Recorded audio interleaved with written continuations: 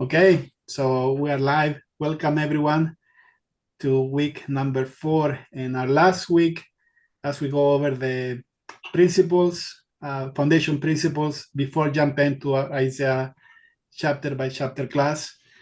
Today we might have some people coming for the first time, and we are going to give you access over the weekend to the material for Isaiah chapter 1. And most of the material is going to be on our website. So if you haven't registered, go and register. If you have any issues, let us know. We have answered every single email of people who cannot access to the website. And then you can read ahead some of the material. We're gonna recommend translations, and then we're gonna have actually for you all in one place where you can compare translations and also some hints to what is Isaiah trying to say.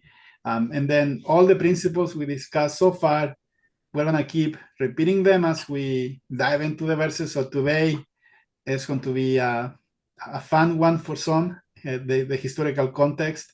But then when we cover some of these chapters, we're going to repeat some of the context, and then we're going to talk about maybe why this is relevant today. So don't worry that you have to learn content. So, but welcome everyone. We see people using the chat too, and we're gonna try to go over some of the conversation. So please use the chat to talk about what we are covering. So that will help us to right away answer questions or mentioning your insights and so forth. So how are you, Cameron and Rachel? Sweet. Awesome. Yeah, well, I'm super excited to get into this today. I know this wasn't something we talked about, but I know the last couple of times we've gone kind of long. Maybe Rodolfo, in the event we don't go super long tonight, got a little bit of time left over, we could take a few questions, maybe just foundational stuff, just to kind of get prepped for getting into the text. Yeah, we'll see Just if a we thought. We'll see. Yeah, we'll we'll see if we don't see. go over. But so if you have any questions, put them there. And if we have them saved, and we're gonna try to answer them as we the course progress too. And so yeah, for sure. And then so we have some people from Izumi from Japan, Joe from Alberta, Canada. So if you can put where you are, it's fun to see all of these different places. Robert from Kansas, and anyway, so from Nevada, Dan and Cheryl. We're gonna keep mentioning you, so we have already people making so many comments. But let's jump in, though. You want to start, Cameron? Sweet. Yeah, so we're going to be going over historical context today, as well as a couple of other things. So, sort of in the spirit of, starting with the big picture, like we did in the first one, which was about as big as you can get, the concept of truth and all things being before God, past, present, and future, and the cosmic sort of narrative that, is creation to the end of the age. And we're sort of zooming in, right, to get to the text of Isaiah itself. So some of the historical context is going to matter, um, but lest you think this is something that is going to be kind of boring and arbitrary, we're going to talk tonight about why the historical context actually matters for the end times, and consequently why it matters for understanding uh, the way that we can, I guess, maybe better understand Christ, and of course, then how those truths that are being talked about ripple out through all time in history.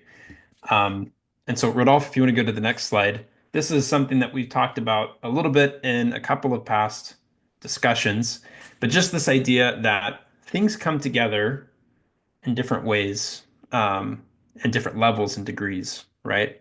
So, the reason that we'll talk about historical context is because, as we said in previous weeks, as Isaiah's writing this book, this prophecy, he's taking snapshots from events in his day, little patterns or descriptions or things like that, things that are relevant to him, things that were happening in his world.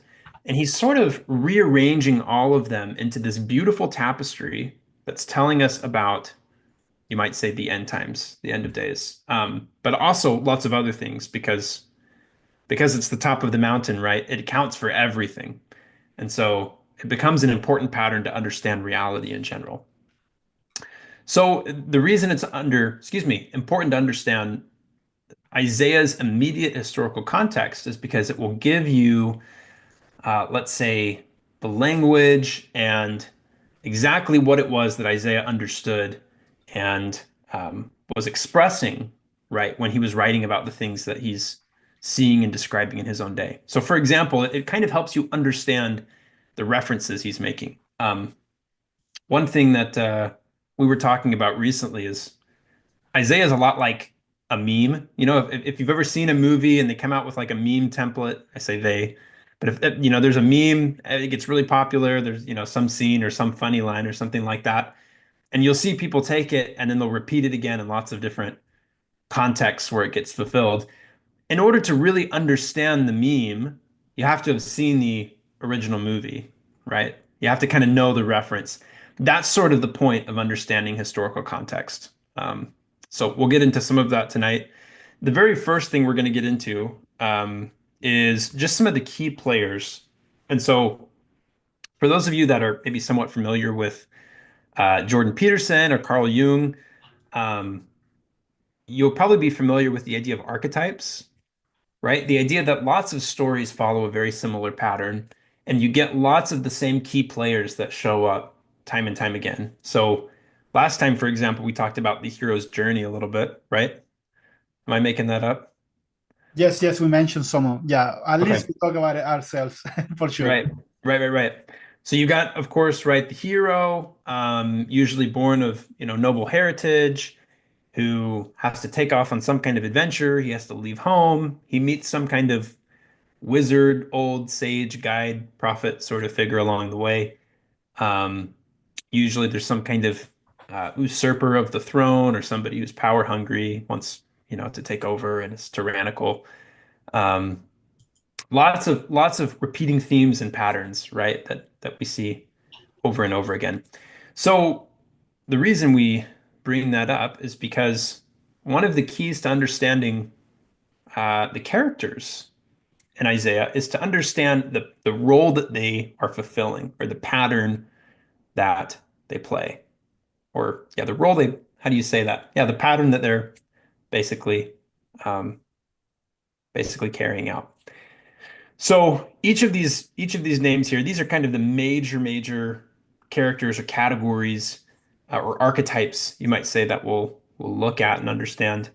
Um, and once you start to pick up on the pattern, then a lot of this will start to come a little bit easier. I've been talking a lot. Rodolfo, Rachel, you guys have anything that you'd want to add to that? One thing that is a technical name that we use when it comes to interpretation of a text, and it's called hermeneutics, and it has to do with understanding the context of the person who's writing, right? The more you understand the context, the more you can convey meaning. And when you see that John in the book of Revelation is technically talking about the same thing, then Isaiah, they saw the same vision, the vision of all, same than Nephi or Daniel and all of the other prophets. But the way that they are giving us the prophecy written is the code is what is familiar to them. So the more you can understand their context, hermeneutics, then the more you can convey meaning. And then after that, you can actually start seeing the similarities between the book of Revelation and the book of Isaiah, and then characters and so forth. So I think you are spot on. There's something really, I think, important about understanding Isaiah on his own terms. That once you start to catch the rhythm that he's writing in, you let's say attune to the frequency on which he's vibrating, right? Or however you'd like to put that. Um, then you can start seeing these patterns in lots of other places. Sometimes the danger is we want to immediately take Isaiah's words, like Rodolfo said last time, we kind of have a tendency to take them out of context and we want to shoehorn them into some interpretation. The best thing you really can do is understand Isaiah in his own terms. Yeah, so That's kind of what we're doing. every prophet's own reality, and yeah, and his own world and then when you really get a sense of that, you can do that intertextuality and go across. But yeah, without the context, then sometimes it's easy to misplace places or people and all of that, or time too, and timing. Rachel, do you have anything else? I sorry I jumped before. No, you're great. Yes, keep going. That's good. So we'll get into, I had a lot of these bullet pointed out. We'll get into basically each of these and we'll talk a little bit about them. So um, in addition to this list, David Foster did say other archetypes would be Egypt and other nations. That's a good one. I didn't include that one. But we can maybe talk about that for a minute at the end. We have a map. We're gonna go over some of them. Yeah. Sweet. Okay, so the first major key player to understand is Jehovah, the God of Israel. I think this one is pretty straightforward. I don't know that I feel like I even need to explain much. Rodolfo, Rachel, you guys have anything that you want to add here? Just that that's who Christ is, right? That's his name prior to coming to his physical body, right? Is that kind of how we view that? Yeah. And Yeah, it's what's at the top of the mountain, right? Yeah. That's maybe one way to think about it too. there are a couple of names that are unique to Isaiah. One of those is the Holy One of Israel, and the other one is the Lord of Armies, or the Lord of, what does the King James translate this? Hosts? The Lord of Hosts. That's it. And the context when those names are given is very important. And one thing that you are going to see during the chapters of Isaiah is that you're going to understand who the God of Israel is. I think we have a misconception today of who the Savior is, but the book of Isaiah is going to tell us to who he really is, and how, more important, how we can trust in him. So the titles that Jehovah or Yahweh he received during the book of Isaiah are very revelatory to understand what he can do for his people. Yeah, well said. This is another way to think about it, maybe, is this is the exalted throne. Um, and there's a reason that matters that maybe we'll come back to another time. So, okay, next major player to understand is Israel. These are God's covenant people. That one again is probably pretty self-explanatory. Who are the Lord's people, right? In any given context, in any given age. You can also understand, of course, that Israel means, well, maybe there are a few interpretations, but one is those who wrestle with God, right? Or to wrestle with the Lord, to fight with God, which is what Jacob was doing, right? Sort of engaging in this wrestle with the angel, with the Lord, when he received that covenant name. And so it's intended to be typical of all of his children. But you could, if you were to see this in other contexts, right? You could see, okay, well, the Nephites and the Lamanites are maybe fulfilling this role here. Maybe just the Nephites, or you know, who would that be in the latter days, right? So those are some of the things you can start thinking about. Jerusalem. So, and hopefully this isn't overlapping too many symbols too quickly, but you can kind of think about identity as functioning inside of a pyramid, right? And so you've got the thing that's the most intense manifestation of it in the center at the top, and that would be like the Holy of Holies.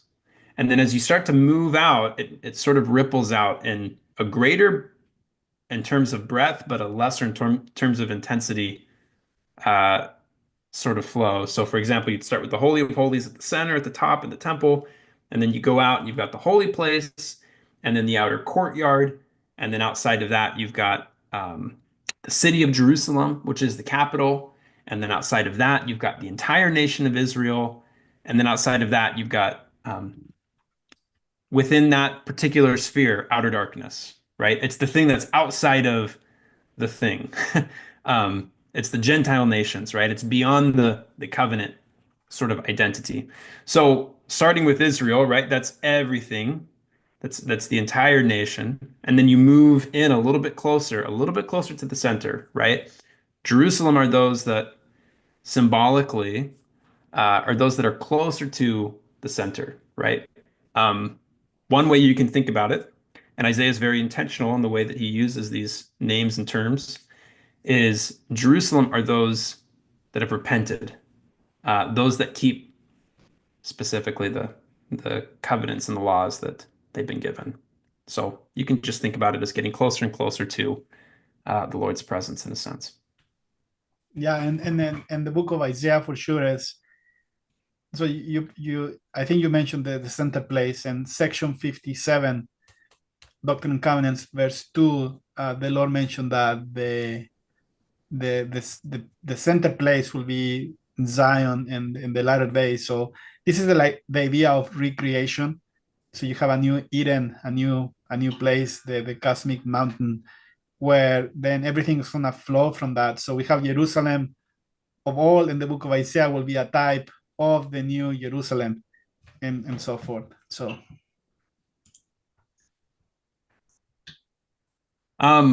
So the next kind of character archetype category, I sort of amalgamated a few of these here together. They are technically distinct, and we'll get into these distinctions as we maybe get into the text. Um, but these are kind of the people that are, how would you say, um, they're elevated to a certain status, right, within the Lord's covenant people. So these are the watchmen, right? They're the watchmen on the towers that have a specific function to watch for enemies and to protect the people. You've got the elders, who are sort of the notable people in society. Um, of course, the priests, right? So as we're getting closer and closer to the center, the priests are those that are working within the walls of the temple, and they're officiating and the ordinances and carrying out the sacrifice. And of course, the prophets, right? Those that are prophesying or receiving revelation and speaking for the Lord. Um, so anything that you guys would want to add to that? You could see how, right, in any given context, whether it's a Nephite context or whether it's Isaiah's context or a modern day context, you could see how we have equivalents to these archetypes or these positions or roles, right, wherever you go, um, within the Lord's covenant people. So that's kind of the idea.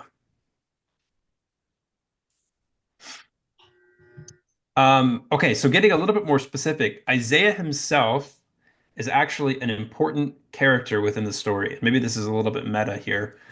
Um, but Isaiah plays a particular role as being a prophet, um, as being a true prophet when all of the, say, other notable people in society around him are actually starting to kind of lose their way. When they're perpetuating false precepts and encouraging sin, right? There's lots of idol worship going on in the temple.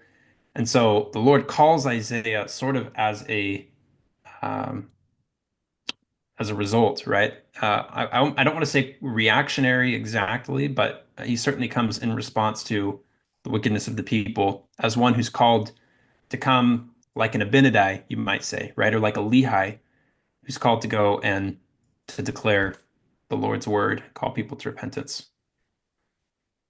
Cameron, Anything do you you guys think, would add there? I was going to ask you, do you think the calling of that person comes because of the need of the people, like with Moses and the Israelites needing a deliverer? It seems like there's a connection with that. Yeah, there, one thing that we'll see as well, and this isn't, well, this is kind of an Isaiah thing, but I guess I'll say when Christ is putting together his parables, it's not arbitrary, right? He's usually pulling these same patterns together. But the wheat and the tares is a fantastic one. So generally, the idea is there's both good and bad that's welling up inside of a people, and those things, as you get closer to the end of their time, uh, they both get more intense, right? So the wheat and the tares both get more mature, right? And so the Lord responds by, if you call someone like Isaiah, well, that's going to be really good for those that are wanting to be good, and those that are wicked are, of course, just going to harden their hearts more. So, is that kind of what you were maybe Yeah, getting yeah. at? You see that with Moses, of course, right? it's a deliverance for Israel, but Pharaoh hardens his heart even more as a result.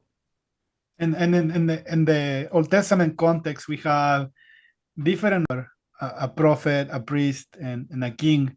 And Cameron mentioned this. Let me go back very quickly. No, how do you go back here? Sorry, how the Zoom.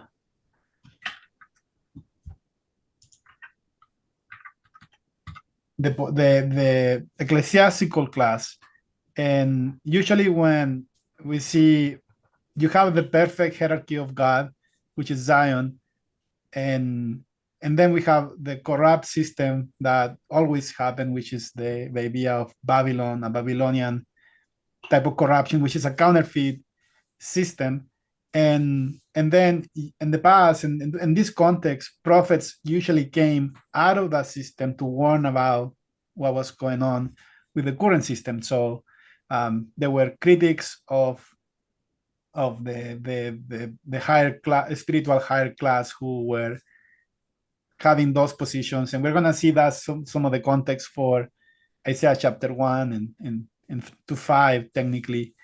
But then this is the pattern that you see in the Old Testament with Isaiah.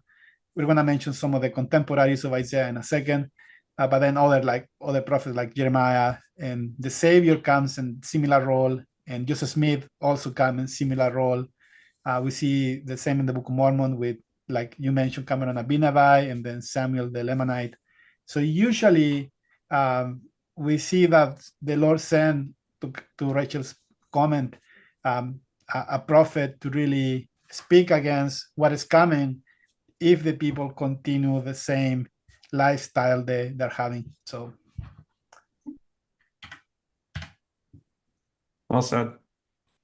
Okay, the king of Assyria. This should actually be a pretty easy one to understand. The king of Assyria is like the archetypal bad guy in every movie ever, right? So think of Adolf Hitler or Darth Vader or Lord Voldemort or whoever. I mean, there's even kind of this sense we have in our modern culture to like talk about Hitler as though he's the like manifestation of Satan on Earth. You know, like you think in elementary school, everyone's like, oh, well, you know, what about Hitler, right? Or oh, you're being like Hitler. I don't know what they say, right? But like it carries this weight of kind of being like the worst possible thing that has been like represented, and it's sort of like this indisputable. Everyone can kind of sort of agree that you know that was like hell on earth. So the Like the king of epitome of Assyria. evil, Go ahead. Cameron. The epitome of evil, of Right. evil sin or Right. darkness. Right. Yeah, and what we see in connection with that is he has a mission, right? He's really ambitious, and basically world conquest is the mission. Um, so, in as much as you see that pattern fulfilled in every story with a ambitious bad guy who wants to take over the world, you're seeing a king of Assyria sort of type of pattern. and I will say that there is so many types looking forward to this end time figure, right? Who's gonna try to conquer the world. In the book of Isaiah, the king of Assyria is empowered by God. The Lord empowers him to actually bring judgment to the nation. So the problem is, in Isaiah chapter 10, he said that he had a commission, but then he has a mind of his own, and he tried to go beyond his commission, and that's when really becomes problematic. But he also comes as deception, and we're gonna cover some of that during the chapters, and chapter 7, chapter 8, which makes this figure very complicated, because it doesn't come right away as this evil guy, but comes as a false savior first, and then he turns against the people. So very interesting dynamic. Oh, and I would add the king of Babylon fits the same role. So we'll talk about that sort of character as well. When we talk about Babylon or Assyria, the idea I think is kind of to understand it's a Gentile king that subjugates the Lord's people and puts them in captivity and is usually trying to take over the world. So, King Hezekiah, I know Rodolfo has some comments that he'll want to say about this one. But King Hezekiah is kind of the juxtaposition, right? The counter type. Is that a word? I just made it up. To the king of Assyria, right? It's the righteous king of Israel. And I believe in this painting that this is supposed to be Isaiah that he's talking to, but I am not totally sure about that. He and Isaiah do have kind of a something of a relationship that you'll see play out in the text. Um, Something of like a father-son mentorship. That's what the prophet is for the king. Hezekiah is the archetypal good king. So, Yeah. Rodolfo, anything that you want to throw Well, in? let me ask Rachel first, and then I can jump in. You're fine. Go ahead. Well, so Hezekiah is, so if you look at the history and second and Chronicles and the Book of Kings, you see that the Northern Kingdom, we're going to cover that in a second. The idolatry always is on the people, but then it's funny, and on the Southern Kingdom, always the problems are the kings, because they're trying to illustrate the idea of the Davidic king, the Davidic covenant. That is the promise, a king to Israel that's going to come from the house of David. So they're always trying to mention that when the king is righteous, the people prosper. When the king is wicked, then so they blame they blame it on the king, not on themselves.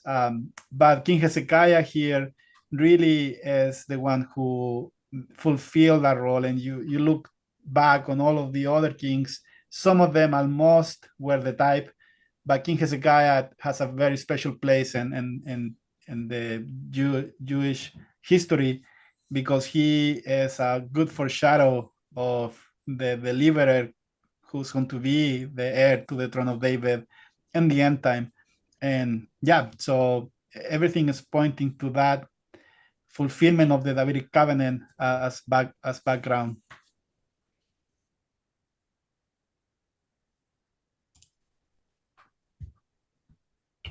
Okay. One of the last major characters that we'll talk about here is King Cyrus. The way to understand King Cyrus is he is a Gentile king who is friendly to the Lord's people.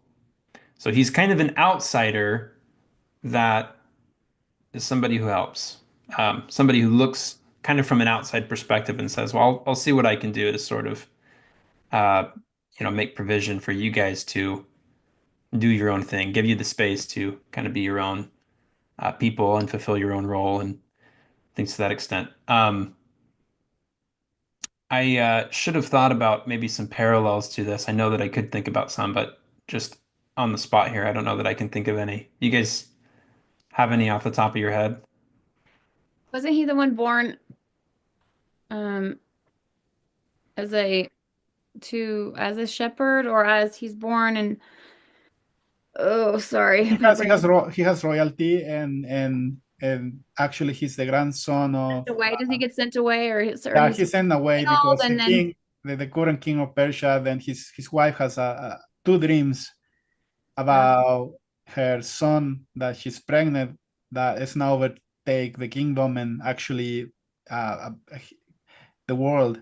This is going to be an empire that's going to even reach more than Assyria. But then the king, for fear that he's now overthrown him, so he tries to kill her, and then he's hidden. We're going to go over more when we get to those chapters in Isaiah 40, 45.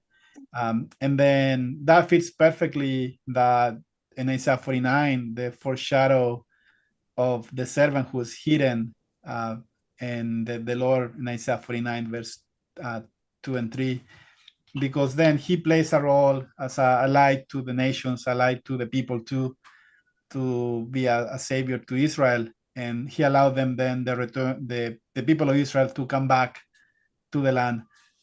But there's so many fascinating times on King Cyrus, and actually there's some connection to Jewish lineage in some of the Jewish folklore, that they believe he has some part Jewish too. But we'll get there. So, okay, here's maybe one quick interesting parallel. And I guess it's worth noting what Cyrus does in his life after after 600 BC, right? After the time of Lehi, when Babylon finally does come in and Israel's taken captive and they're carried off and yada yada yada.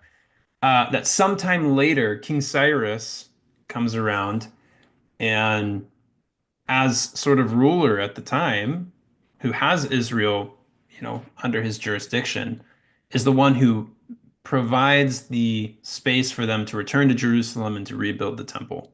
So that's the role that he plays in his own context. There may be other parallels to that, like with Joseph of Egypt, right? Who for a time kind of takes on this Egyptian identity, kind of a Gentile identity, but then he's able to be something of a temporal savior for the house of Israel, right? Uh, back to the covenant people.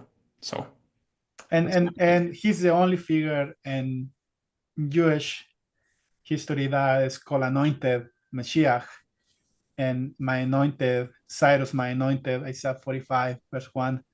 So he plays this role of a Messiah for the people, like Cameron said. So a non-Jewish person playing that role really means something. So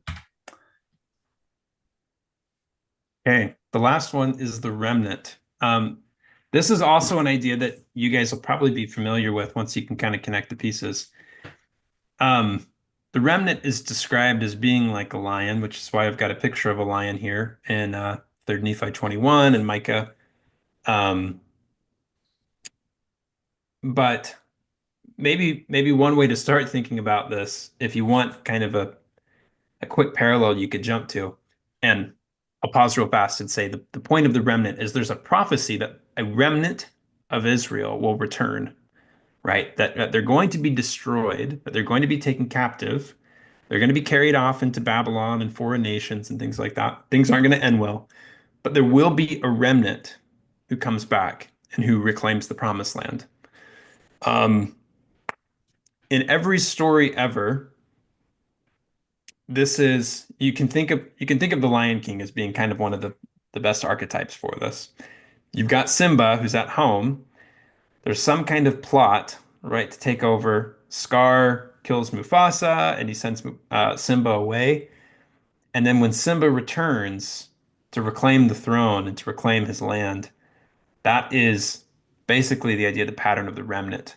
There's a remainder is another way of describing that. The survivors that return basically from the wilderness to which they've been driven, and they come and they take back the promised land. Anything that you guys want to add there? No, that's great. Yeah. Okay. This is, if you've seen the movie Dune or read the book, I guess, there are a lot of great parallels to Isaiah in there, and just prophetic narrative and patterns. The Fremen and Paul Atreides definitely fit the pattern and archetype of being kind of like the remnant. So that's a classic movie in my family growing up, Cameron. So that's a good one. We didn't talk about Ahaz. Are we talking about him later on, or do we want to pass? Oh, I didn't include him, but we can. Yeah. Do you want to? No, we will include him on some of the actually a slide comes on him, so we can cover him then and there. So yeah, for sure. But this is some of the historical context. Now, Isaiah is not a history book. This is something that we cannot stress enough. Same idea that the Book of Mormon is not a history timeline necessary, more than a very careful selection. And Isaiah is the same. So the only passages that we see historical background are those here: Isaiah 6, Isaiah 7, 8, 20, which the oracle against Egypt, and then 30 to 39, 36 to 39, which is the Assyria siege of Jerusalem. And anyway, but everything else really on the background has to do with types for the end time. Isaiah's writing a book for the end time. Isaiah 30 verse 8. He's looking forward to the restoration of the house of Israel. And then what is going to lead to that, which are the types we're going to see in history. So I hope that that's clear. And then it begins with King Uzziah. And the setting for Isaiah is around 783 BC. And this is, Isaiah received his calling when King Uzziah died, which is 742 BC. And the context really, King Uzziah died because he bring a lot of prosperity to Israel, but then he got a little prideful, actually very prideful, and he entered into the Holy of Holies, which is only reserved for the high priest. He's the only one who can enter into the temple. And King Uzziah did enter into the temple, and he right away got leprosy. So a big motif is going to be during the book of Kings, from Kings chapter 16, we see King Uzziah desecrate the temple. King Ahaz then does something even worse. He put an idol in the temple. But that's the context for Isaiah. Then when you read in Isaiah chapter 1, that the whole head is sick, the whole body is diseased, and we see all of these sores in the body, it's describing leprosy, and it's using King Uzziah's type as the condition of the people. And then, that's when Isaiah comes into the picture. And then the first chapter, contextually, is Isaiah chapter 6, when Isaiah received his calling when he is around the temple. And that's when he received his mission. Now we have King Jotham coming after King Uzziah, and then King Ahaz who follows. And then King Ahaz is really the problematic one, because he's 20 years old. So when Isaiah is mentioning that babes or infants shall rule over them, he's referring now how after King Jotham, technically, all the kings of Israel, they're very young in age, and except with King Hezekiah, which is 25, but he's very spiritually mature. All of the other ones are they really are not. They don't put God first at all, and they trust in idols and other gods, and make alliance with other nations. So that's the setup. We are going to see that a lot of what happens is between King Ahaz and also Isaiah, and the back and forth they have, because King Ahaz wants to enter into a covenant with Assyria for protection. And then we see also in the spiritual condition of the people. And now this is going to be Isaiah. We are talking about the kingdom of Judah. We're going to look a map in a second. But the kingdom of Judah represents God's people. And the northern kingdom is already way gone in idolatry. And now the kingdom of Judah, they are trying to keep the law. They believe in Yahweh and in Jehovah.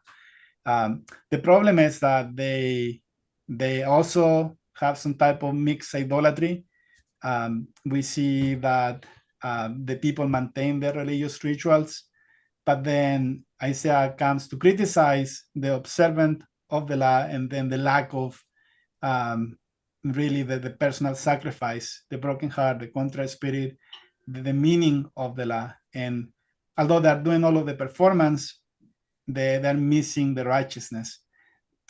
And then other problem that we see is society, and during the society during Isaiah, is that the people at the top in society, they also exploited the poor, and usually using some of the religious rituals to do that. And then we see that the widow and the fatherless are neglected. Now the widow and fatherless, they become a type too. We see that the evolution of the widow, eventually the widow becomes Zion. The widow is a type of Zion that God's people they forgot about Zion. And then the fatherless is the one who received a foster father and a nursing mother in Isaiah 49, which is the house of Israel. So all of these types of the problems they have in society are actually spiritual types of God's end time people during the last days. And anyway, so we also see that King Uzziah brought a lot of security and prosperity, and then King Ahaz especially, they really brag in their own strength. But then when they realize they cannot really face their enemies, they start trusting in different nations. One is going to be Assyria and also Egypt. Egypt represents the arm of flesh for the people, and the Lord keeps telling them, don't trust in Egypt. And we're gonna see that Egypt is actually a type of the empire of the day who is declining.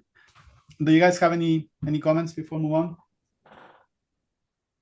I'm just gonna say real quick, one of the reasons why we're talking about all these things is because they're applicable to each of us individually. We'll be able to find ourselves in the storyline here in the book, in these types and in these patterns and on Isaiah's ladder. And then also we'll be able to find, your people, your tribe, your country, your nation, and see how they follow along with this. That's just the main perspective there.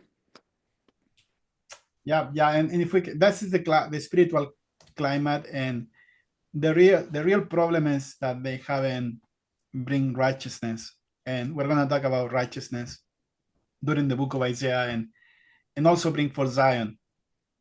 So they're playing religion, and Isaiah actually mentioned that they're going over these performance and cycles, but they're not bringing forth the fruit that they need, which Cameron mentioned. For Jerusalem to really become the new Jerusalem, people need to repent. And anyway, so this is also the geopolitical climate, which is a extension of the spiritual condition of the people. And we see that then the king of Assyria now start raising, and this is an empire like never before. The Assyrian Empire, they're trying to go and conquer the world. They are going and taking everybody out of their own lands, putting other people in their land, and they want you to lose your identity and spiritual roots and so forth. And they were very cruel. So the first one, we're going to see 4 kings of Assyria, which is a composite of probably an end time tyrant. But the first one is going to be Tiglath-Pileser, hard to pronounce his name. And the empire really start rising during 745 BC. Then Egypt, we know that Egypt really was control a lot of the economy back then. That was the empire of the day, and they become divided. There is problems with Ethiopia and Kush, and then the internal struggle makes Egypt to start declining also as the force of the day. And then we see that the neighbors of Jerusalem, Judah, which is the northern kingdom of Israel, they start making these alliances with Aram, which is Syria today, and they are trying to oppose this Assyria empire. However, they want Judah to join them, and King Ahaz doesn't want to join them, and that creates this conflict between the northern kingdom, the southern kingdom. And then here is where King Ahaz asks for Assyria for help. And then because of that, actually the king of Assyria goes and destroy the northern kingdom, and that's when they take the 10 tribes captive, also destroy Aram. And then Judah becomes a tribute to Assyria, and then King Hezekiah stopped paying the tribute. He wants to get out of the alliance, and then is when Assyria goes after Judah, and that's kind of the context in one slide. Anyway, so this is some of the timeline. We're going to have this slide for you guys to get the references when we share the slide. And these are the 4 kings of Assyria, which are the composite one figure in the end time. Any thoughts before we move on to other fun things? No. Okay, so it's very important, and during again the hermeneutics, because Isaiah uses places and directions as types too. But let me walk you through the map very quickly. So during Isaiah's time, we already see the division of kingdoms. You have the kingdom of Judah or Judea, which cover all of the green region. And then the capital of that is going to be Jerusalem, when the temple is.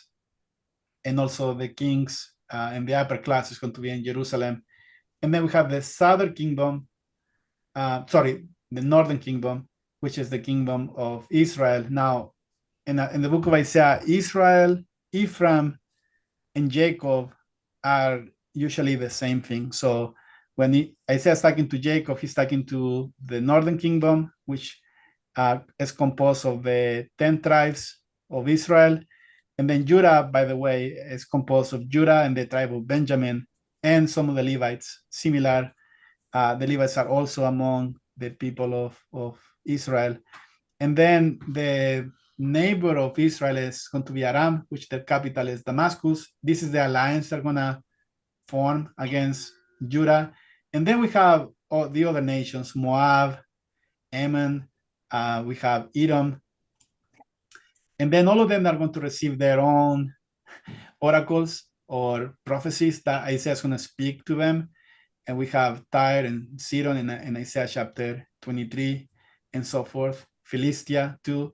And at some point, all of them were hostile to Judah. And when the king of Assyria is going to come actually and destroy all of them, these are the people who fought against Jerusalem, can be a type of the people who fought against Zion. But Isaiah is going to invite them to come to Jerusalem for safety.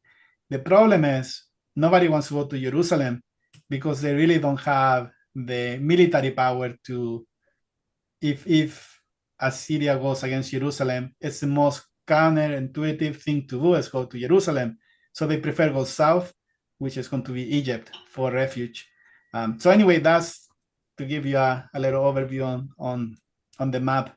Another important thing is when Isaiah mentioned the north, the only way to get to Judah and Jerusalem was to come to the north through Dan. So always enemies came through the north. So that's why the north really represents enemies coming in, like the smoke is going to come from the north and so forth. This is going to be the map during Isaiah's context. These are the contemporary prophets with Isaiah, which is going to be in the southern kingdom, Isaiah and Micah. Isaiah is preaching the upper class because he himself has some royal lineage, and then Micah is going after the suburbs. And when you read in Micah, that it's almost that prophecies that are almost the same than Isaiah. The only difference is Micah saying that the mouth of the Lord has spoken it. He's referring to Isaiah as the mouth of the Lord. So it's kind of fun dynamic there. And then in the northern kingdom, you have Hosea and Amos, who are preaching to the people, which are, again, they have this huge idolatry and problems. This is going to be the Assyrian campaign, like I mentioned before, how they rise and really overflow most of the map back then. And it begins, you see, like in Nineveh, and we have Babylon become a vassal for them. And then they took over all of it, even Egypt. And then, like I mentioned before, Jerusalem became a vassal to them because of King Ahaz. Now, this is going to be the main map for Isaiah 1 to 39. This is the first, we call that first Isaiah. And so all the reference when you are reading from Isaiah 1 to 39, the north really means the invasion of Assyria that's coming. But then from chapters 40 to 49, it turns to King Cyrus, which is the Persian Empire. And now the map changed. So here is where it's fun to see what the east means, what the north means. And in this map, first of all, you read Isaiah chapter 42, that there is somebody coming from the east. That's King Cyrus, which was east to Jerusalem. And he comes with good news for Jerusalem. But when King Cyrus conquered Babylon, he goes to the north. So the north represents bad news for Babylon. The east represents good news for Jerusalem, to give you the idea of context. And then we see the same figure of the angel of the east in the book of Revelation, chapter 7, which is this angel who comes to actually gather the tribes We have a whole section for that in section 77. Anyway, those are. Feel free. Yeah, I'll say real quick as we kind of move along here. If you've got questions about some of this, I mean, we'll continue to flesh it out as we go through some of the chapters for reference. But at a high level, if you guys have any questions as we're going through, drop those in the chat, and we can kind of keep talking about it as we work through some of the other stuff here too. Again, we're gonna probably keep bringing these maps as we go through the chapter. So this is just a overview. Now let's talk about Isaiah the prophet, and it's very important to kind of know his background. There is not much, but the little we have, we're gonna mix some of the Jewish folklore and traditions, but it's fun to see potentially who was him. We know that his name means Yeshayahu, God is salvation. The same name has the same root for Joshua. It's the reversal actually of Isaiah, which is Joshua is also Yeshua, which is named for Jesus. So you have the book of Isaiah is all about the theme is that God is salvation, and it's about the God's salvation. And then we have let's see. So we covered that he began his ministry, during the death of King Uzziah in around 740 BC, and then he was the son of Amos. And now this is not the prophet Amos, it's another Amos, which Jewish tradition said that he was the brother of King Amaziah of Judah, and then which make Isaiah first cousin once removed from King Uzziah, which explains that Isaiah grew around the royal court. He was upper class. He was close to the temple. He had access to the kings. Now, his father, that is this Jewish tradition, that he himself was also a prophet, and he actually called out King Amaziah because of idolatry. And you see that now this idea of criticizing was in the family, and Isaiah had no reservations to do it. Also, we don't know much about his mother, but there is another tradition that he was the daughter of the prophet Zechariah, which is not the same Zechariah in the Bible that we have later, but it's the one mentioned in Isaiah chapter 8, verse 1 as one of the witnesses. And again, this will, if that's the case, then you will have parents who were, and again, under the prophetic mantle, and probably his education was explain why he was so well versed in the law and the Torah, and also his styling of writing, and he was very well educated, plus the spirit, of course. And then that's the idea of his prophetic style. A couple of more important facts. So he grew up in the temple, mentioned that, often seeing the kings and the upper class. We know he was married, and we know not much about his wife, but the only thing we have is that she was called the prophetess. Isaiah chapter 8, verse 3. And again, maybe she was sharing some of that prophetic calling. A lot of the scholars said that was just a title because he was the prophet, but we already see that in the family there was this line of prophetic traits, and why not that his wife was also maybe sharing some of that that mantle. And then we talk about it. The contemporaries of him was Micah, Amos, and Hosea. We know that he has at least 2 sons, and they were given symbolic names. Both of his sons they were given for signs to Israel. And those are the signs we should look for, actually, if you read in Isaiah chapter 8, which is what one is what Cameron mentioned. The first son was Shear-Jashub, a remnant shall return. And he was given in the context of King Ahaz being afraid of then the northern kingdom making the alliance with Aram. And Isaiah told them, don't go to Assyria to make an alliance. And he took his son, Shear-Jashub, to tell him that we're going to be okay, a remnant shall return. But again, he ignored that oracle. And then we have the other son given in Isaiah chapter 8, which, okay, you don't listen to the first one, now this is what's going to happen. And the name of his son is Maher Shalala Hashbaz, which means speed the spoil, haste the plunder. There is another. That's the longest name in the I know, scripture. right? You can good luck pronouncing that. But that technically the other son means destruction is coming. And then there is this beautiful tradition too, that Isaiah also had a daughter, and the name was Hephzibah. How you pronounce that, Rachel? Hephzibah or Hephzibah? Yeah, Hetzibah. I like that's how we've done it in the Okay. past. Yeah. I like that one.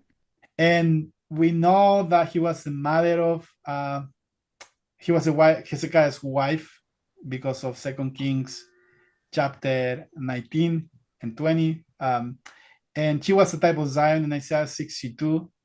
And if that's the case, it will make Hezekiah his son-in-law. And that is this wonderful potential background story in Isaiah 37 and 38 when Isaiah comes to Hezekiah, because the Talmud mentioned that Hezekiah didn't have a wife, and he didn't want Judah to go after the same trouble that they went because of King Ahaz, because of a king, but then they needed to keep fulfilling the Davidic covenant. So always somebody from the line of David needed to be in place.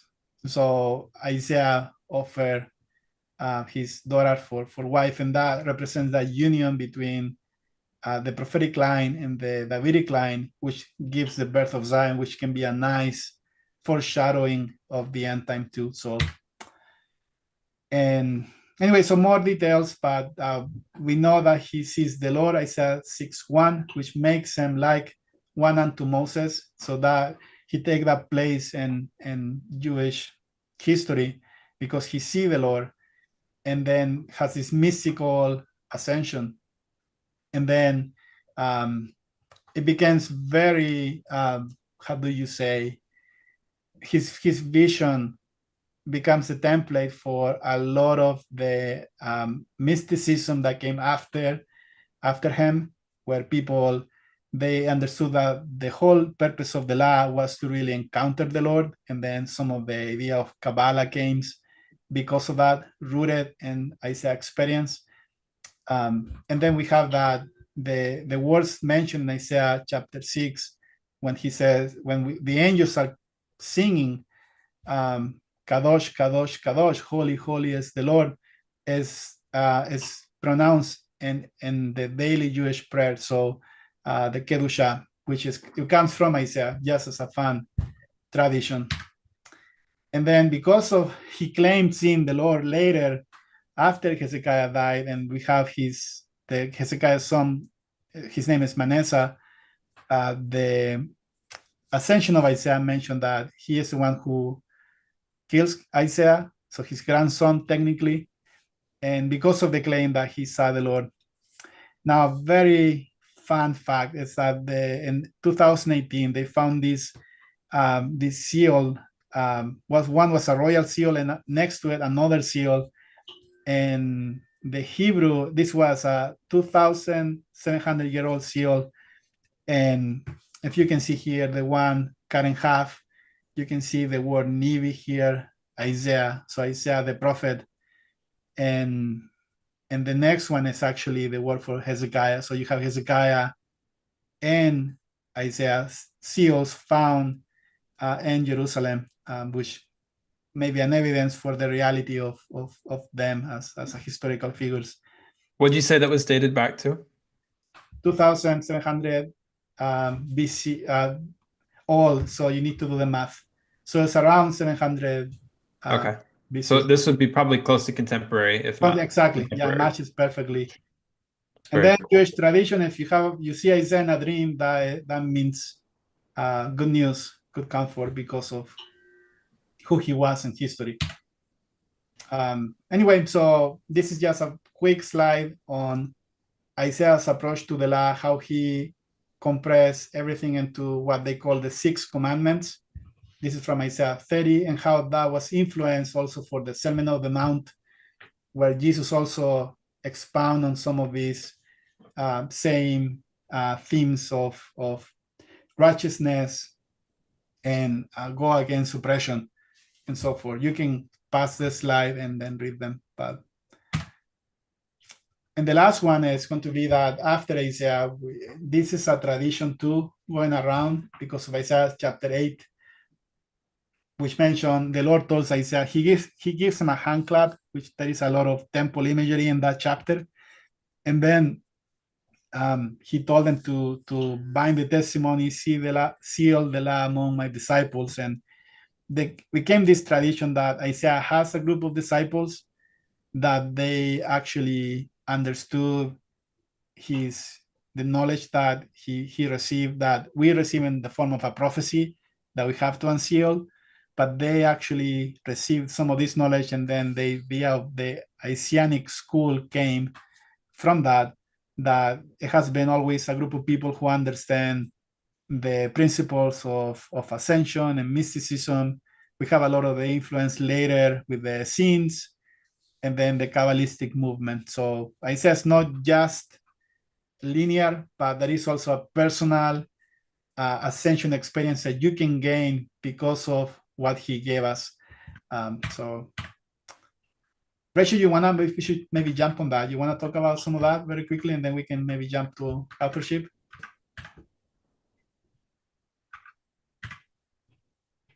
You're muted, by the way. Thank you. Sorry, I had people coming in and out. Make sure you got enough time to cover some of that. Okay, I'll go fast though. Okay, so in relation to all this I'd mentioned before, just the applicableness to your own life is maybe this ladder, Jacob's ladder that he dreams about. We also find it within Isaiah's text here. And so basically we've got Jacob. I think everybody's probably familiar with this. It's from Genesis 28, but remember last time we talked about when he's exiled and he has to leave and he goes to Haran. And we're going to see just a little bit here of when I talked about the words searching diligently from Isaiah 50 verses 4 and 5 and how they were behind some of the meaning there. And like Rodolfo just mentioned that word disciple, which had to do with those who were, awakened and being taught by the Lord. So we've got some of that same, the sun setting in the darkness. He's going to sleep and he's going to awaken here with some light and knowledge. But one thing I shared with you guys that I'd noticed was that he uses one of the stones from this place as a pillow. And so he has his head on this stone. And I thought this was really interesting because it relates to potentially to Isaiah 2 verse 2, where we've got let's see, I'm just going to read it. In the latter days, the mountain of Jehovah's house shall become established as the head of the mountains. And then it says, come, let us go up to the mountain of Jehovah, to the house of the God of Jacob, that he may instruct us in his ways, that we may follow in his paths. And so the mountain of the Lord's house, it becomes the head of the nations, or the head of the mountains. And so it's interesting with mountain having to do with a rock or a stone. We've talked about it as like that cosmic mountain kingdom. And so the head and the stone there together, I thought with Jacob was really interesting. So anyways, his dream is that he sees this ladder and it goes from earth to heaven, and there's angels ascending and descending, and the Lord is at the top of it. And that's kind of the pattern that we're going to see within Isaiah's context. And then you can also pull things out from all over scripture to see different categories or each rung of the ladder and how they're defined and what encompasses each level. So he's awakened here, which we've kind of talked about before, but he describes this as the house of God, which is in Isaiah 2:3 that we just talked about, the house of the God of Jacob. And he also mentions that it's called the gate of heaven. He also rises early here in the morning, which has to do with that word searching diligently and the dawn breaking forth. And then again, it ends in the stone and the pillows and Bethel, which is the house of God. So you can move me on fast there, Rodolfo. I'll just go quickly. I just decided to look up what the word ladder meant from Isaiah 28 there, and I found some interesting meanings. And obviously it means ladder, but looking at the theological word book of the Old Testament, these are some of the other derivative meanings, and it means to cast up. And so it's like casting up a highway, which is a theme or imagery we're going to see all throughout Isaiah. And it's about, this higher road or this higher way. Jeremiah laments that Israel had left God's highway to follow false bypass, which I thought was really interesting there. We've got that within Jeremiah. Then it also can represent the Rodolfo had mentioned about, and Cameron, about this remnant that will return, and they return on the highway to Zion. And this highway is also called the way of holiness. The holiness, yeah. Right. Yep. It's also, we could call it pathway, but I think Isaiah, at least in the Isaiah Institute translation, it's the highway. So road, it could represent also steps. In one translation, it had it as a stairway, but it also is the courses of the stars, and it's the way of the upright. And that's kind of part of this process of coming into the light and being to walk uprightly. And Jacob's ladder again. Also, there was an interesting part about it that has to do with something of musical significance. And I was mentioning to you guys earlier, I thought, there was something in Isaiah in 6 when he has his vision and sees the Lord on his throne, and the seraphim sing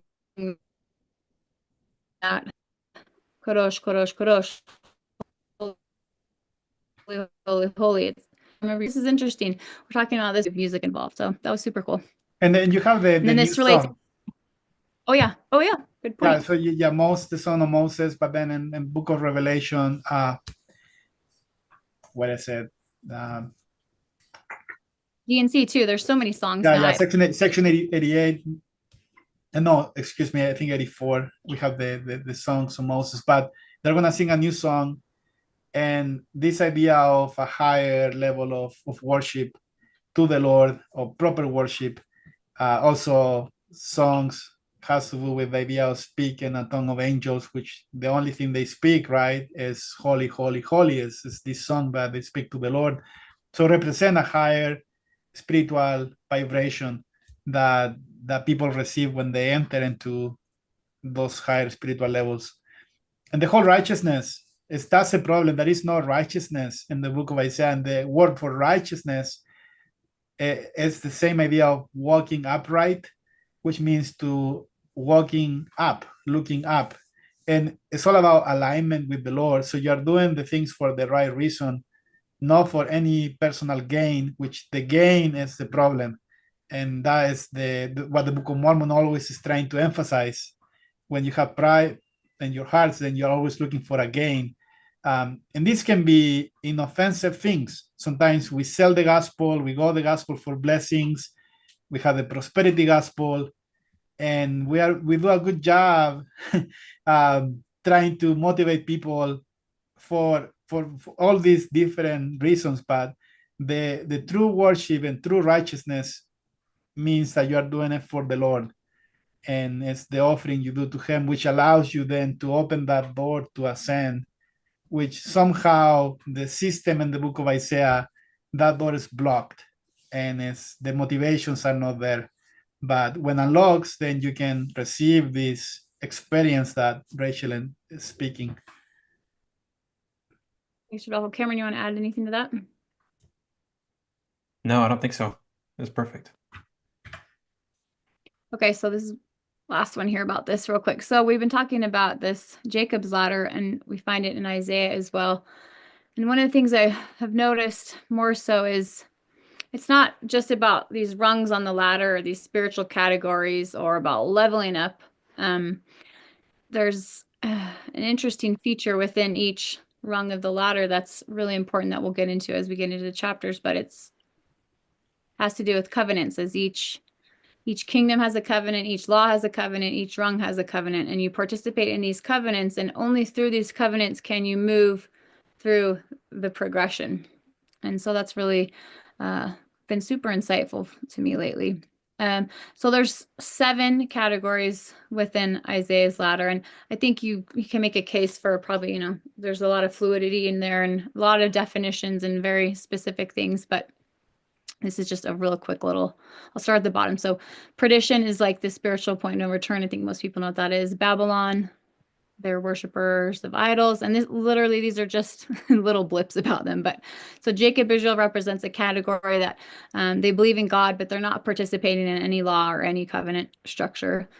And then within that, those people can choose to enter into a covenant. And as they renew that covenant and participate in it, then they become Zion or Jerusalem. And I would say, you guys think it's safe to say, like, so Jacob represents one part of the category within a rung, and Israel the other, and there's Zion, Jerusalem. So there's like this little wiggle room where maybe you're moving from son to servant or Zion to Jerusalem. That kind of defines each of those. Is that fair enough to say, you guys?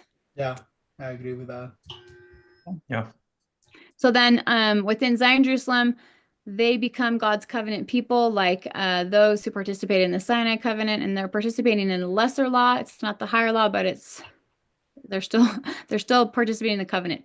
Then we've got this son servant category, and that is participating in an even higher law, where they become proxy deliverers. And you'll see, like, we see Hezekiah go from the Zion Jerusalem level to the son servant level within there, and you'll see each of these key roles, key players move through some of these covenants, and Isaiah himself is a type, and the seraphim who are in chapter 6, they could be an example of one. That's the category above the son servant, and they're angelic messengers. And then at the very top, we've got Jehovah, the God of Israel.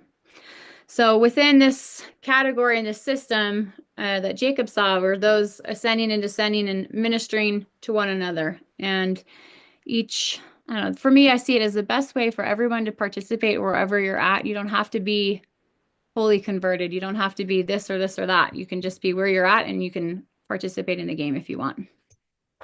And yeah, I would add, this is the same pattern that we talked about at the beginning and talked about in other places of the cosmic mountain, right? Where you've got God at the top, and then things get less and less sort of holy as you move away from that.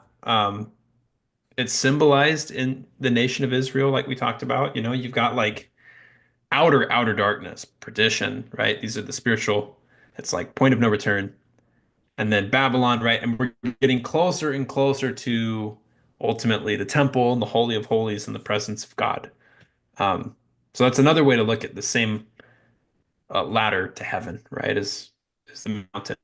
So just to kind of maybe point out some of the like the parallels. gate of heaven would be, yeah, maybe like the veil, or that's mentioned in that Jacob sees, right? He calls it the house of God, and is it the gate of heaven? Is that the word? Mm-hmm. Yeah. Yeah, but yeah. Tons of temple imagery there. Yep, house of God. And one thing, just the word of caution. I think a lot of people play with this ladder in a way that becomes entitled, and people have claimed to be on a seraph level. I think somebody once did a survey what level you are, and a lot of people put themselves they were on a seraph or translated level, which is funny. The idea of the ladder, though, I think covenants like in laws are there, but also the idea of a sacrifice, because the higher you ascend, the higher also the sacrifice, and then the ultimate sacrifice is your will. So it becomes less about you, and it becomes more about what you're willing to do for the Lord. So that's why as you go higher and higher, then you have translated beings are hidden from the world. Seraph, we're going to see them in the book of Isaiah. They cover their faces. They only worship the Lord. So they don't get any attention to themselves.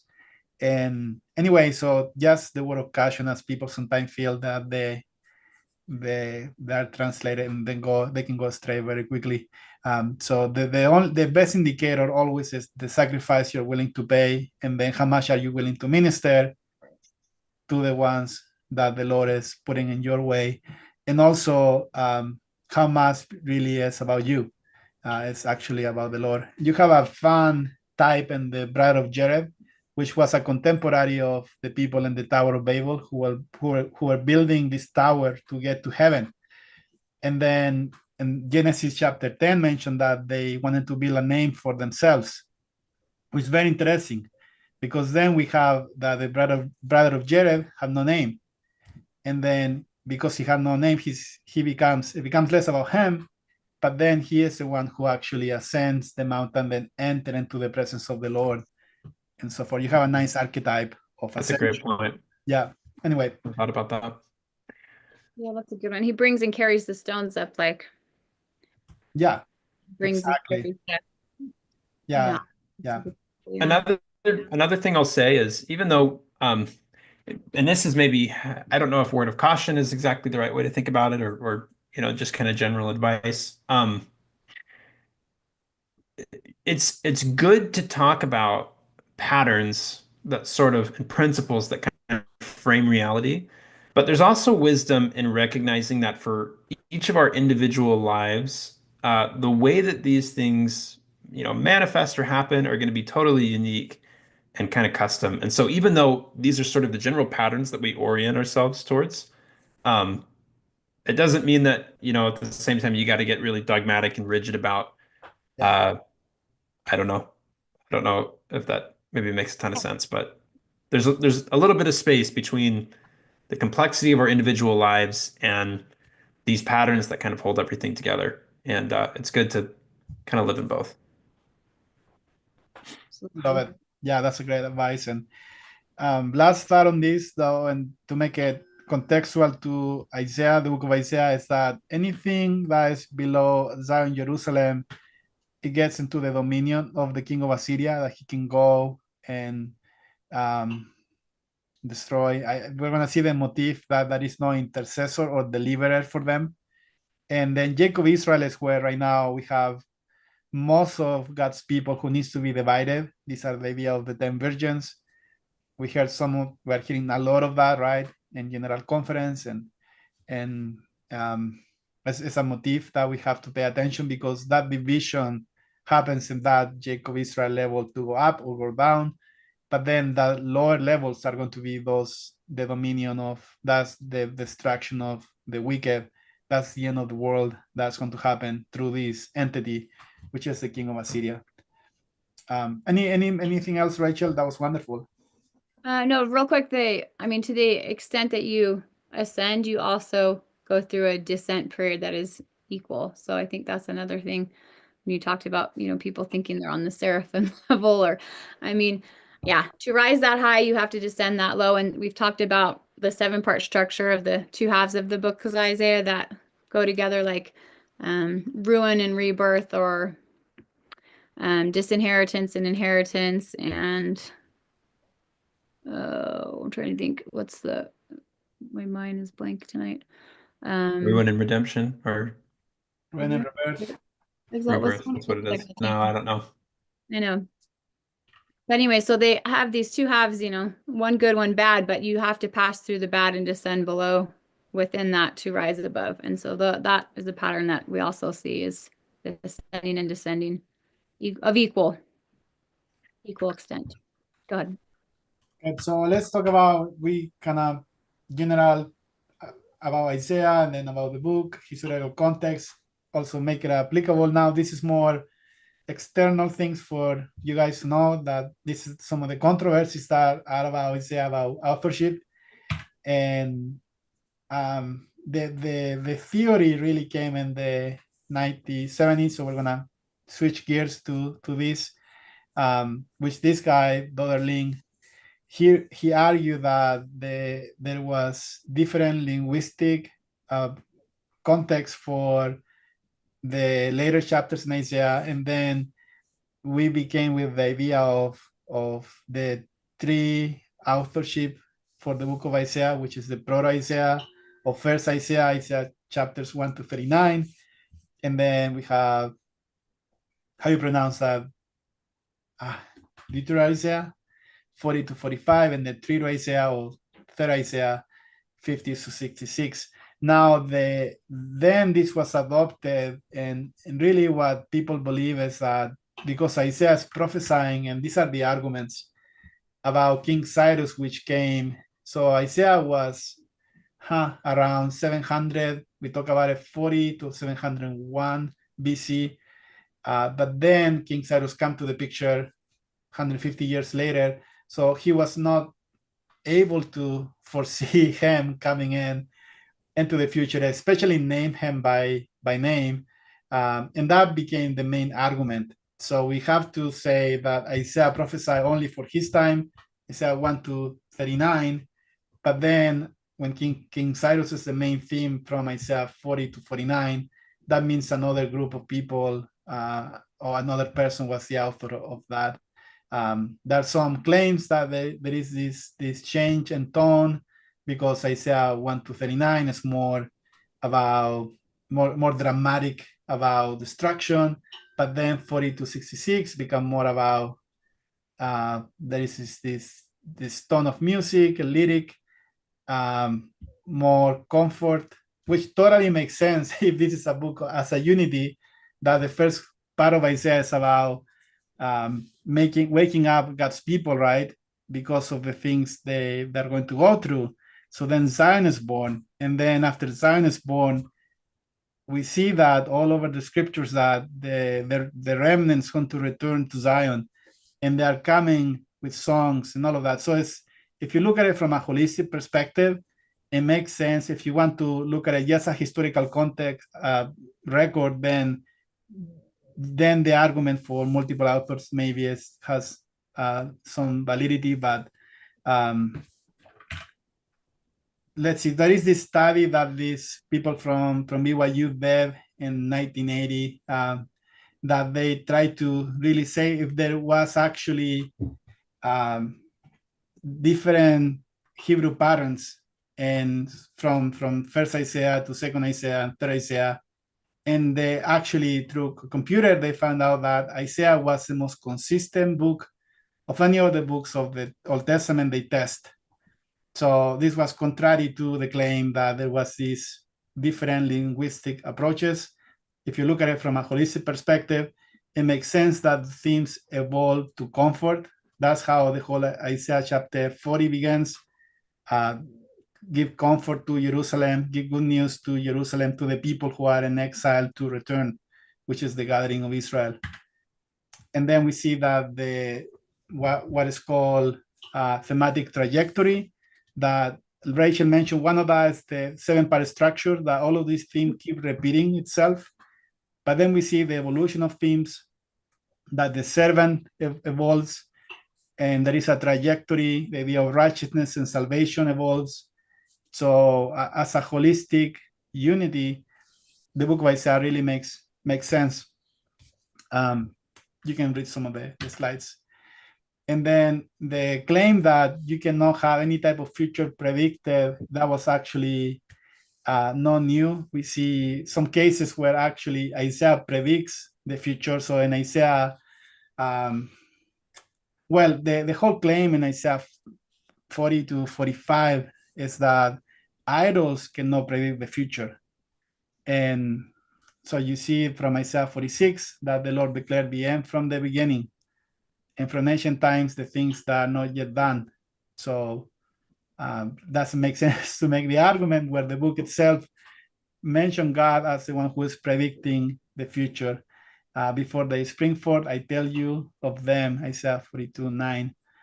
And then Isaiah 13, which is first Isaiah, we already see the fall of Babylon by the Medes, which doesn't happen during the time of Isaiah. So you have, again, one chapter which throw the whole theory or put things into perspective that you can actually predict the future. And similar with Isaiah 39, which Isaiah, we see the encounter of Hezekiah with the people coming from Babylon, and then he predicts the eventual Babylon captivity around 100 years after. King Josiah was mentioned by name in 930 BC and First Kings 2, and again he comes around 640 BC. So New Testament mentioned Isaiah as the author of Isaiah, and I know that we have some people saying that because the word they're using, that it was spoken by the prophet Isaiah, as you see in all of these references by Paul, Matthew, and John, that there was this tradition that maybe Isaiah didn't write the book of Isaiah, and he spoke about these things, and then other people later wrote it down, similar to the people of the Assyrian school did that. The problem with that is that we have the Book of Mormon, and Nephi mentioned explicitly that Isaiah wrote the book of Isaiah. This is 35:19, where he's talking to the people. He mentioned that I read unto them that which was written by the prophet Isaiah. And then he proceeds to quote Isaiah 48 and 49, which is second Isaiah. Then the Savior, when he's with the Nephites, he also tells the Nephites that, and I said that when the words of Isaiah shall be fulfilled, behold, they are written, ye have them before you. So they have, and he quoted Isaiah 52 and second Nephi chapter, third Nephi chapter 20. So we have that second Isaiah list was among the Nephites, and they left. This is the timeline. So we see Isaiah's minister around 40 years. And then, let me go back. Around 600 BC is when Nephi obtains the brass plates, and already they have they have knowledge of second Isaiah and even third Isaiah, as they paraphrase third Isaiah quite a bit. And then the case for second Isaiah, if we go after what the scholars are saying, is that they needed to be somebody who was around the time of King Cyrus, which then it will place them at least 60 years after Nephi and Lehi left Jerusalem. So anyway, that's just to give you a perspective. It really doesn't matter because Isaiah as a whole is a holistic prophecy, but it's fun to kind of hear the theories and then see what the Book of Mormon says about it. These are all the references of second and third Isaiah in the Book of Mormon, where third Isaiah is paraphrased, but then there is direct quotations to second Isaiah in the Book of Mormon. Any thoughts on these, guys? What are the chapters again for second and third Isaiah? What do you mean? Where in the book or is so it Isaiah, so first Isaiah is Isaiah 1 to 39, second Isaiah is Isaiah 40 to 55, and third Isaiah is 56 to 66. Okay, is it like the trouble at home, exile abroad, happy homecoming? Exactly. Yeah. So you have different themes. You are totally right. So the first half is trouble at home. Jerusalem is under siege by the king of Assyria in Isaiah 37, and then in Isaiah 37 verse 21 mentioned that the daughter of Zion is born under that tribulation. And then you have Isaiah 40 to 55, which is the theme is King Cyrus and the kings and queens of the Gentiles who are making the remnant to return. This is the idea of the gathering of Israel. And then you have the theme of universal salvation in Isaiah 56 to 66, which after the 144,000, 12 from each tribe, are gathered in, they go to the nations, to everyone who is invited to come to the church of the firstborn. So then that is the same idea from the book of Revelation and also in Doctrine and Covenants 77, when describe what is the mission of the 144,000. So you have the perfect matching of end time events and then the division of chapters in the book of Isaiah and the themes that are given. So you wrote a paper defending this. Yeah, but I really don't know. It's not, doesn't take me sleep if somebody comes say, oh, there were 3 authors. Again, it doesn't change the message, right? It doesn't change it. It's a one prophecy. It's the whole vision, like we talked about it a couple of weeks ago. It's a holistic unit and so forth. So then translations, this is probably the last, and we should go maybe, I know we're going over time, but maybe important. A lot of people are mentioning what translations do we use. And just to give you a quick background, the record that was known, the more prominent record is the Masoretic text. The word Masoretic comes from Mesora, which means to transmit or to hand down. And this was the people who were really trying to keep the Hebrew Bible, and they were just always trying to make copies during time.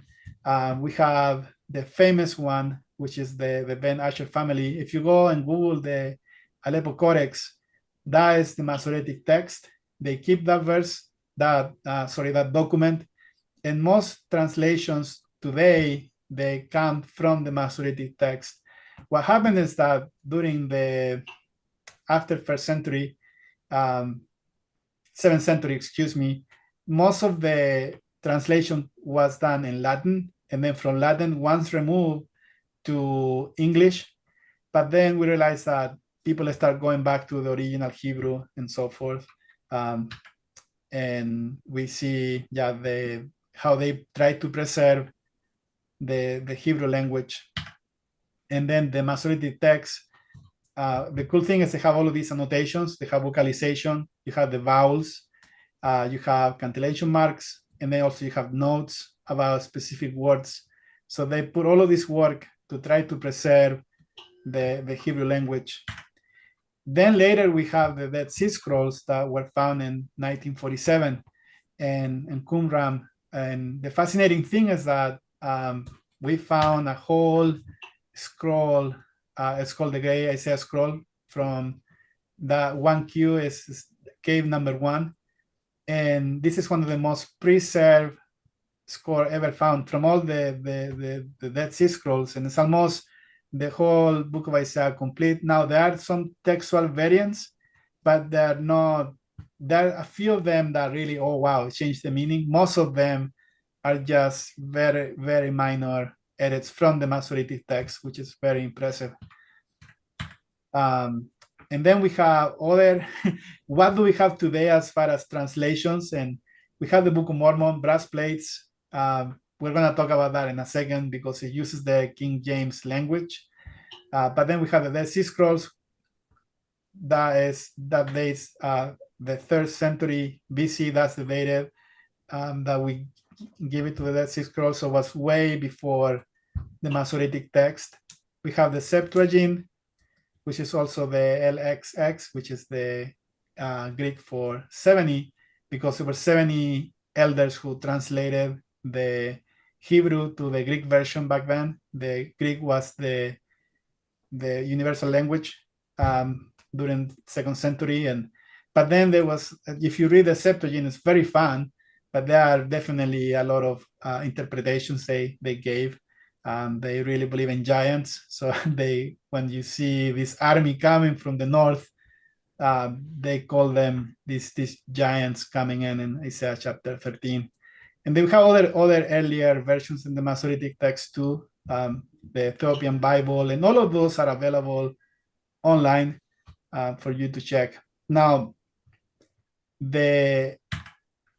so somebody asked which language was Isaiah speaking and writing? Hebrew.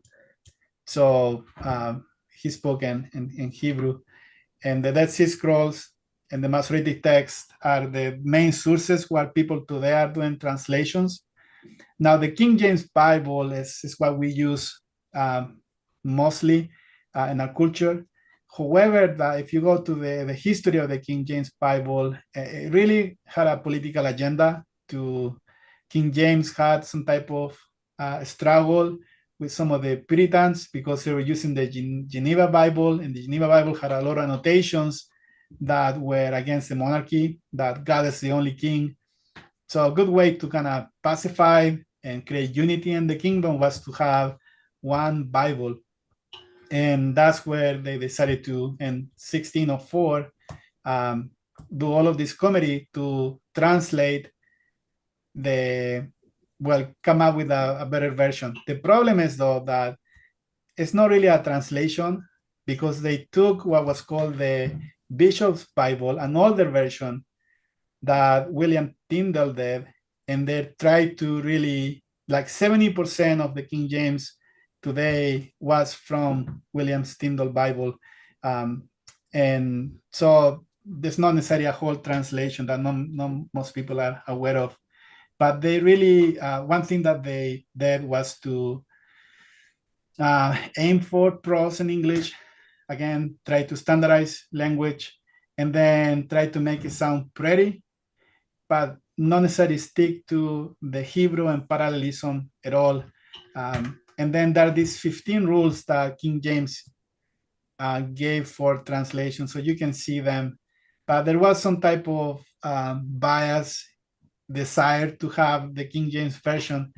You can read them, pass the slide, and go over them if you think that's fun. But what I really want to get into is that the King James had this influence on American language, because the Geneva Bible, I don't know if you've seen the pages, it's these giant pages, right?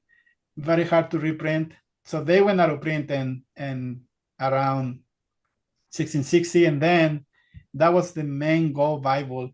But then the KG, the King James version, really took off the vacuum, and also was the monarchy approved Bible. So that was the Bible that people started using. That's the Bible that came to America and became the standard for them and education. And that actually, if you read this note here, today over 1,000 phrases that we use in English language that comes from the King James Bible. And then was very important for the revival, right? And spiritual awakening. That's the Bible that Joseph Smith had. And it makes sense that the Lord, during the translation of the Book of Mormon, it uses what Joseph Smith was familiar with, which was the King James language. However, because now we have access to all of these different, the Aleppo Codex and other different scrolls that we found, we realized that there were so many things that are not accurate when it comes to translations. And then also that is structural difference, like parallelism, that we don't see in the King James version. And then new translations are more accurate that you can have access today because of the information we have.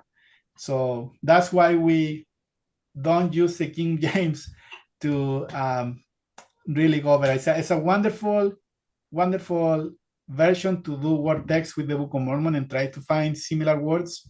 But when it comes to go to the meaning of the text, then the King James can only take you far enough. You guys have any comments before closing on what translation we can recommend?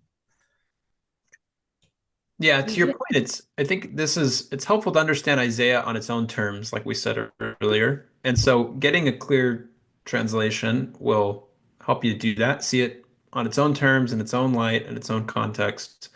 And then once you sort of get the gist of it, the message and the idea, then you can start to see it in your King James version and take that back and see how it fits in other places. So yeah. And I think the question is, today we have we know more scriptures are coming. We know that we have the sealed portion of the Book of Mormon. We have the large plates, the brass plates. Then what type of language that's going to be? And I believe because of the context, right, the hermeneutics of the people, we are maybe familiar to a different type of language. We might see that those might not be necessary on the King James version. I don't know, speculation, but that is probably the reason why the Book of Mormon have that language, and then we have kept that version for our Bible. We don't use necessarily other Bibles. We keep using the King James for consistency. The Doctrine and Covenants also uses a lot of that language and so forth. So somebody's asking, do you think the Book of Mormon version is so King Jamesish and no more like the Isaiah Institute translation? What do you guys think? Sorry, that's wrong. That's a good question. I think it's exactly your point here, which is, it's translated into the Lord speaks to us in our own language. Like, as a matter of fact, Lyman Compton commented after and said the Lord speaks to people in their language according to their understanding. And so the translation is happening into Joseph's language and lexicon, and King James scripture was, of course, what he was familiar with. That was his scriptural sort of tongue, and so yeah, and somebody culturally was appropriate. Yeah, so I don't know her name, but Next Step is mentioning that the King James sounds more poetic to me. It's for English language, it's beautiful, and they try to really put words into a way that sounds pretty, right? You're trying to also make the king happy, and we have the idea of what is the name of the famous handle Messiah, right, comes from Isaiah chapter 9 and the King of Kings, the mighty God, right? But if you look at the Hebrew, actually, it's mistranslated. It doesn't mention the mighty God, mention that the mighty warrior. So you can, there is this idea of Christology too, that you try to accommodate the text to portray Jesus as the Messiah. But when you do that, sometimes there were verses that they were not necessary, like Isaiah chapter 7:14. The King James translate as the virgin shall conceive, but in Hebrew it's not virgin, it's a young woman, it's Alma, which is a specific word for somebody who is about to get married, is engaged. So it's not necessary that there was an intent to accommodate, right? And of course, Christ is the Messiah, but there were other places where we see that there were room for actually other messianic figures, not necessarily the Lord. And you miss that in the King James. So Also, I would say too, I think it's okay. Like I started a lot in the KJV with things, and it's even become part of my prayer. Like there's a lot of thee and thou. It's very formal. The Lord works with you wherever you're at and whatever you're familiar with. And so I hope nobody's stressing over that. I would say if you have the opportunity to look, at other translations, it's helpful. But because it's in our Book of Mormon and the Doctrine and Covenants, we are super familiar with it. And it just kind of becomes part of, our language, and that's okay too. okay, yeah, exactly, yeah, and good question, Marcy. And again, and I don't know, with all of this speculation, why just Smith translated using that was the language again for the time. Imagine if he would have done it in a different language, imagine the problem that would have caused more than help, to be honest. So the Lord really worked, like Cameron mentioned, on the context of the people, and what Joseph Smith was familiar with was catalyst for what he received. And the idea of catalyst is all over the scriptures. So the Lord always needs to work with something, and usually as the context of the people, with in some cases is limitation. The Lord needs to work with the way that the language we have, and not necessarily Spanish in my case, or English, more than what we are familiar as context. But for what it's worth, Brigham Young remarked on one occasion that if an angel were to come down from heaven and translate the Book of Mormon, that the translation might be markedly different than the one that Joseph gave. And I think that has something to do with the medium that it comes through. Awesome. Yep, I heard that quote before. It's a good chapter. I was going to make some slides on it tonight, but there just wasn't enough time to put it in there. But if anyone has the message of the Joseph Smith Papyri by Nibley, he has a whole chapter, I think it's chapter 3, about translation and translating texts, and specifically Joseph's gift to do so. And super interesting, and kind of applies just the whole conversation. There is a quote by Joseph too, that he said that the German Bible back then was more accurate than the King James. Yeah. So for looking at that, I was like, to give you an idea of what. But we love the King James, and nothing against, more than if you want to go to read Isaiah, you really have to understand Isaiah for what is his context and again, so this is some of the translation we're going to recommend. And I didn't even consult you guys, so you guys can add more here. But the Isaiah Institute translation, that's by Abraham Geliari. So you go to Isaiah Explained, you can see the whole translation there. Now I will say that when it comes to, if you can make categories for translation, the Isaiah Institute falls into the category of a modern language that is closer to a literal Hebrew.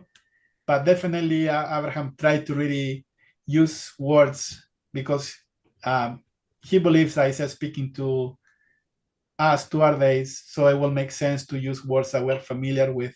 So sometimes you're going to read that. So that's the reason why his translation is different than other translations. He's trying to find a word that is for our day, for our language, our time. Now, I really like also the BSB translation, because it's more literal. Or that is this guy, what is his name? Young literal translation too. And the benefit of having a literal translation is that you will have consistency, doesn't matter on the context. So you have the same word written as it is. But then other people who know Hebrew, like Robert Alter, or even Abraham, sometimes they change the word because they understand the Hebrew context too. So you need to play with that. However, today we have enough tools that you can go and click and find a translation that will show you the Hebrew and all of the different lexicons and variations that you can find meaning with that. And we're actually building a platform where you can see all the translations side by side, go to the Hebrew, and then just try to find meaning yourself. I think it's very nice to just try to figure it out yourself and see what you can get out of it. I think it's a revelatory experience for sure. And we're gonna make that available for free. So Rodolfo, when are you going to have all of chapter 1 up, do you think? I think I'll send a link for Saturday. Yeah, it's pretty much ready. So you guys can get access to it. But we talk about the Isaiah Institute translation, that's the ATE that we use, but it's right now available for free, and Isaiah Explained. BSB also available for free. I think Robert Alter, you can buy the Alter translation. It's totally worth it. He doesn't just translate Isaiah, the whole Old Testament. And then you have translation comments. And he has also a very good book on the King James Bible, which is called The Pen of Iron, I believe that's the name. It's a wonderful book, which tells you that the influence of the King James Bible in American language, but also the limitations when it comes to the scripture interpretation because of everything we covered. So that's it. I will send out a free printable copy of the Isaiah Institute translation that you can have spiral bound. It has some lines on the side, and it's just the translation, not the commentary, but just the translation of the 66 chapters. And I'll send that in an email. You can have I've got a question for you guys if you happen to know the answer. I don't. I know that Avraham has made some interesting observations in regards to the way that the chapters are structured and the overall structure of the book. How original are the chapter breakings themselves, and at what point do those come in? Do you guys know? Well, so the Masoretic texts do have breaks for verses, but there is not really a clear parallel structure more than because the way that the space they wrote it, but then all the Hebrews understood that it was written in parallelism. So we have that, and I think we will nice to ask Abraham, because there's some difference between sometimes the indents, right? How he separate the verses versus other parallel translations like the BSB or Alter. So, and I guess I'm specifically curious about the chapter breaks themselves. Chapter 1, like where the chapters end and where they pick up. Oh, no, those are where in the Masoretic text you can see. They are okay. Yeah. They're like on chapter 3 and 4, right? Like some people have different views whether 4 should be included with 3, right? Or at least some of the verses. So there's like a little wiggle room with some of that. But there are a couple of, I think it's chapter 2 at the very bottom. There are differences between the Sea Scroll and the Masoretic text. You're gonna see that the Hebrew Bible, there is a difference between at the end of chapter 8 and the King James take that out of context, and they added the last verse of chapter 8, they added, as I said, 9:1. So they can make sense that it's a reference to Jesus. He's talking about Galilee and the light to the nations, and the Elijah. Matthew uses that later to link to Jesus. But if you look at the Hebrew original, that was at the bottom. That's a very intentional Christology approach to give you an idea. But there are other fun ideas too on the Dead Sea Scrolls. One of the scrolls translate the word marred the marked servant, right? And Isaiah 52 to anointed. So it's marked beyond human likeness, but then this version mentions he's anointed beyond human likeness, so he will sprinkle the nation. So the high priest is anointed, so he can do the sprinkling of the sacrifice to the people. So it makes sense that was the word, and the word marked and anointed is very close, but it specifically mentioned that he's anointed. And anyway, we're gonna go through some of those fun details. And anyway, well, Sweet. thank you guys, that was awesome. And then next week, Isaiah chapter 1, and we're gonna have a lot of fun. We're getting into it. Make sure anybody who hasn't signed into the website and registered in there so that you can read the notes for each verse and go along and prepare a little bit or read after the fact. Make sure you do that. That'll be super helpful. There's going to be some good content on there. I'll also mention as well before because I know the last few weeks this has all been foundational stuff, and so we're trying to get some good building blocks in place so that when we get into the text, you guys have a little bit of context and big picture for kind of what we're talking about. Before we jump in next week, if you guys want to join the Shattering Triangles Facebook group, if you have questions that you'd like to talk about, comments, anything that you kind of want to dialogue a little bit about, then please feel free. We'd love to do that and chat with you and kind of make sure we're all ready to go on some of these fundamental principles and tools. We're sending the link in every recording. When we send the recordings, there is a link to Cameron's group. So if you want to hang up there, join. There are also a lot of resources because we talk about translations. We're going to send for you to check where you can check the Dead Sea Scrolls and all of that. But we are putting a platform that's going to be 100% free. I'm a big believer on open source. So you guys can actually have in one place different translations. And we're playing actually with our own potential translation hopefully soon. It's been fun to just play with that. But I think more than anything is there is so many things available for you to just go and do your own learning. And with the Spirit, you can really find meaning despite whatever translation you're going to use. So thank you so much, everyone. That was wonderful. Okay. Chairman, were there any questions you wanted to tackle from chat or anything? No, a lot of them I was just kind of addressing as they came up. Priscilla, by the way, yeah. Yeah, I mean, if you guys think of anything else, then please join the Facebook group, Shattering Triangles Project, and come and ask your questions there, and we can all have a big chat room offline about it. So. Okay, somebody asked for the name of the Facebook group. We're gonna add it in the comments as soon as we finish the streaming. Awesome, but thank you. Okay, yeah, thanks guys. It's been fun. Super fun. Thank you all. Over. Okay. Oh man.